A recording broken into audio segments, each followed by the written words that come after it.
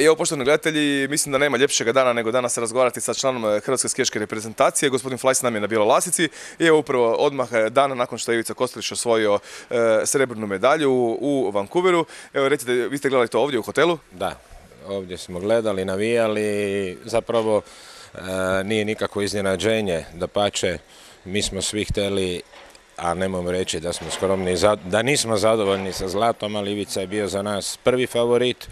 I pridružujem se svim komentarima jučerašnjim na televiziji da još pred njim, nadamo se, stoji bar jedna medalja od preostale dve discipline. Jer on je jednostavno, mogli bi reći, sad ispunio svoje, potpuno rasterećen, ide dalje u tehničke discipline i mislim da kao takav može jako puno napraviti, a to znači osvojiti još barem jednu medalju. To je njegova druga medalja na olimpijadi, a budemo vidimo da je bio vrlo sretan jer je evo konačno dobio i zlato. Jeste gledali njegovu vožnju? Ne, dobio je srebro. Aha, za Bodija, pardon. Bodijev je to treća na ovoj olimpijadi, ima broncu, srebro, zlato i konačno Bodi je 77. godište, moramo znati, i sa svojih 33, odnosno 34. godine ispunio je svoj san. No, međutim, ono što je Ante rekao jučer u jednom od vjerovatno silnih intervjua nakon kombinacije, Bodo je momentalno jedan najkompletniji skijaš današnjice i to se zna godinama i Bodi jednostavno je sada sazrio, kako se kaže, i uspio je nanizati te tri medalje. Pa mogu reći, ko zna šta može biti u veleslalomu, jer Bodi je isto jedan od favorita u veleslalomu, isto potpuno rasterećen, tako da mislim i nadam se da bi se još Bodi i Ivica mogli naći na postolju zajedno. Idemo sad prema ženskoj reprezentaciji, možemo li što očekivati u ženskoj reprezentaciji? Naravno, odmah ćemo ići na samu Niku koja je nekako sad sve jače i jače, kao da ponovno ulazi u formu.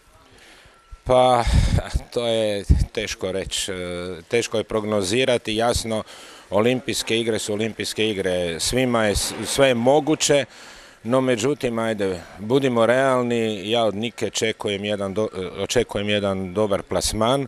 Šta znači dobar plasman? Kad bi to bilo među prvih 10, pa ajde, bio bi zadovoljan i sa 15, jer ona se mora polagano vratiti tamo gdje je bila prije 3 godine, a to znači čak je bila u prvih 7.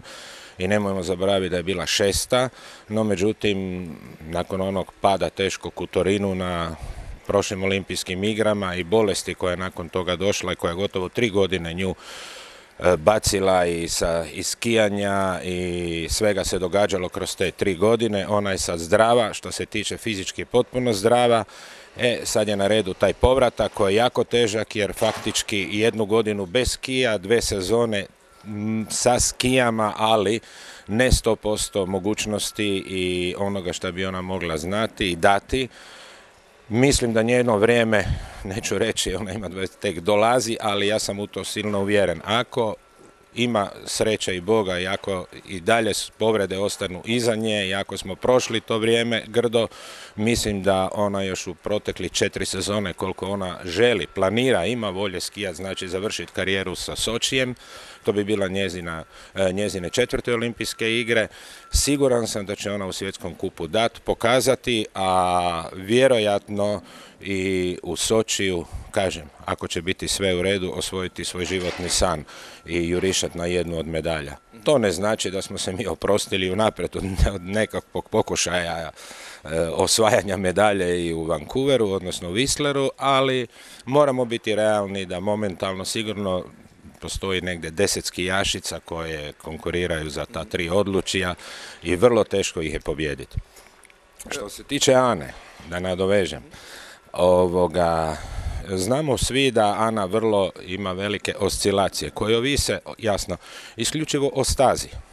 Ana je, što se tiče mentalno, uvijek spremna, uvijek ide 100 i preko 100% svojih mogućnosti. I ako se pogodi da se povežu 2 vožnje, ako je odgovara postava, staze i sama podloga, mislim da Ana u tom momentu bi mogla dati nešto i mogla bi ići možda i prema ovim prvim mjestima, ali kažem, to visi o nekim faktorima koji će se konkretno vidjeti na samoj stazi, na postavi staze i tome slično. Prema tome, sve je otvoreno i mi se duboko nadamo samo jako dobrim plasmanima. Ako će biti nešto i bolje od dobrog plasmana, jasno da ćemo biti sretni i presretni.